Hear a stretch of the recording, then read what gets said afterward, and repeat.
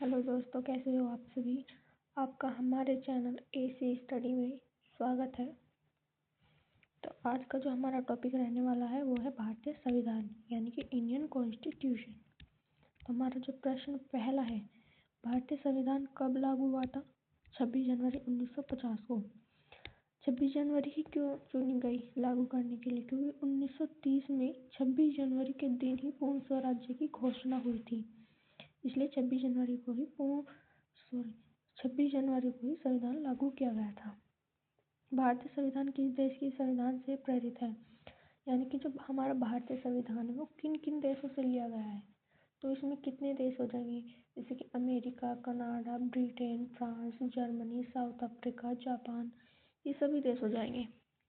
हमने कुछ देशों से रखे भी हैं, जैसे कि ब्रिटेन से संसदीय प्रणाली ली गई है, अमेरिका से मौलिक अधिकार लिए गए हैं, आयरलैंड से नीति निर्देशक तत्व लिए गए हैं। ठीक है, जैसे कि रूस से लिए गए हैं, मौलिक कर्तव्य लिए गए हैं।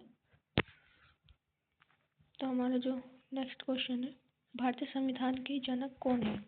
तो भारतीय संविधान के जनक डॉक्टर भीमराव अंबेडकर को कहा जाता है। वैसे तो बहुत से व्यक्तियों ने अपना योगदान दिया है संविधान बनाने के लिए, लेकिन जो सबसे ज़्यादा योगदान था वो डॉक्टर भीमराव अंबेडकर ने दिया है, इसलिए इन्हें भारतीय संविधान का जनक कहा जाता है। वे संविधान मसौदा समिति के भी अध्यक्ष थे। संविधान में कुल कितने भाग हैं? 25 भाग हैं। इसमें पहले 22 भाग थे जब संविधान स्टार्टिंग में बना था, बाद में इसमें संशोधन किए गए थे, 25 भाग हो गए। संविधान में कुल कितनी अनुसूचियां हैं? संविधान में अभी वर्तमान में 12 अनुसूचियां हैं, लेकिन संविधान जब बना था तो 8 ही अनुसूचियां थी। भारत का सर्वोच्च कानून कौन सा है? भारतीय संविधान। संविधान से ऊपर भारत में कोई भी कानून नहीं है। मौलिक अधिकार किस भाग में दिए गए हैं? मौलिक अधिकार भाग 4 में दिए गए हैं, और डीपीएसपी यानी कि राज्य के नीति निर्देशक तत्व वो भाग 4 में दिए गए हैं। ये नागरिकों के मूल अधिकारों की रक्षा करते हैं। नीति निर्देशक तत्व किस भाग में है? भाग 4 में है। ये सरकार को नीति बनाने में दिशा दिखाते हैं। अगर हमारे नीति निर्देशक तत्वों में जो उल्लिखित है वो अगर उनका उल्लंघन किया जाए तो हम न्यायालय में अपील नहीं कर सकते।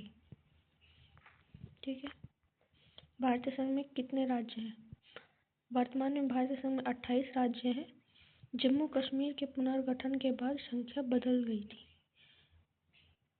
भारत में कितने केंद्र शासित प्रदेश हैं? 8, जैसे कि दिल्ली, चंडीगढ़, लद्दाख, पुडुचेरी, और भी काफ़ी हैं, जैसे कि अंडमान निकोबार। ठीक है, भारत के प्रथम राष्ट्रपति कौन थे? तो भारत के प्रथम राष्ट्रपति डॉक्टर राजेंद्र प्रसाद थे, और ये 2 बार राष्ट्रपति बने थे।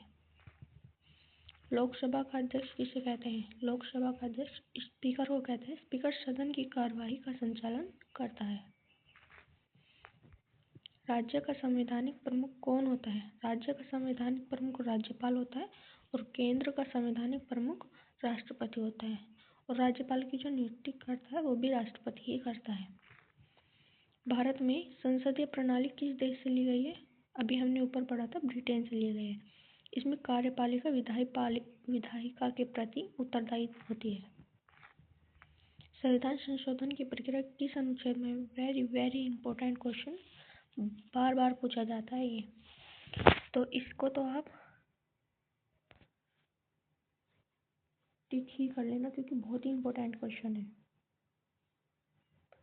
इसी अनुच्छेद से संविधान में परिवर्तन होता है।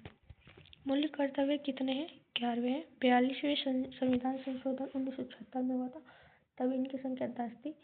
फिर 86वां संविधान संशोधन हुआ 2002 में, तो ये संख्या 11 हो गई। ठीक है, वित्त आयोग की नियुक्ति कौन करता है?